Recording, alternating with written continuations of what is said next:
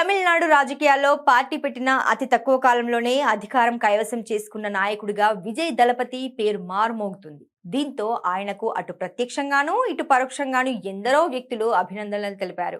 అయితే ఈ ఆనంద సమయంలో తన కొడుకు కూతురు నుంచి ఒక్కటంటే ఒక్క చిన్న మెసేజ్ కూడా పబ్లిక్ గా రాకపోవడం చర్చకు తెరలేపింది.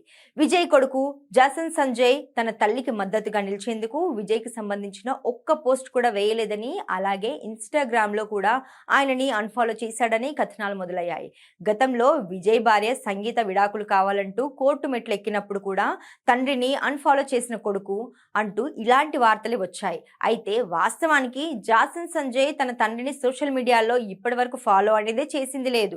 అతను ఫాలో అయ్యే 38 ఖాతాల్లో నటుడు విజయ్ సేతుపతి ఉండటం, తండ్రి విజయ్ దళపతి లేకపోవడం ఆ తండ్రిని అన్ఫాలో చేశాడని అంటున్నారు. అయితే సోషల్ మీడియా వేదికగా జాసన్ తన తండ్రికి అభినందనలు తెలపకపోవడం అనేది మాత్రం వాస్తవం.